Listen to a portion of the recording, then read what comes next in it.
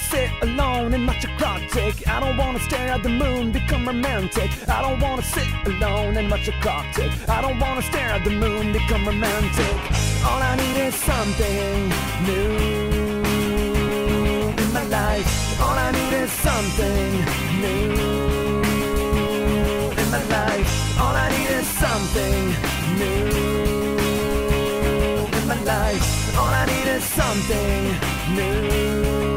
The Rebel is my favorite kite just because it's really intuitive in the way that it turns and depowers, and feeling connected to your kite and in sync with what it's doing when you're surfing a wave or jumping or just riding for that matter is pretty much the best thing you can look for in a free-ride kite.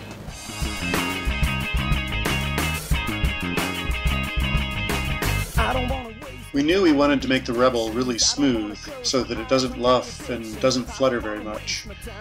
And the place where most of the fluttering comes from on a kite is on the sides in this area. So we moved this quarter strut down a little bit, closer to the tip strut, to make this flutter-prone area a little smaller.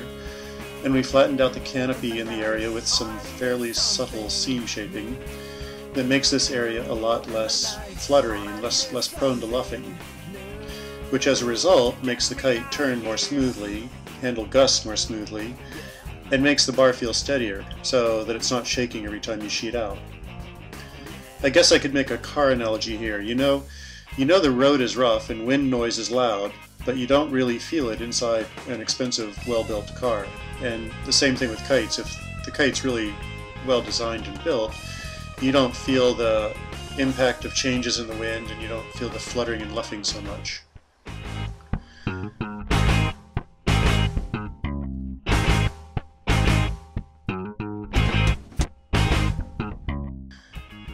Another thing we've done with the new Rebel is gone to a more square tip, what we're calling the adaptive tip. And this includes an adjustable backline bridle. This gives us a little more adjustability for bar feel and turning speed. So if you want a harder bar feel, you can adjust the backline like this, using the lower knot. And if you want a softer bar feel, you can move the forward bridle line to the knot closer to the kite tip, and you get a little less feedback, meaning lighter bar pressure, but slightly quicker turning and softer power development.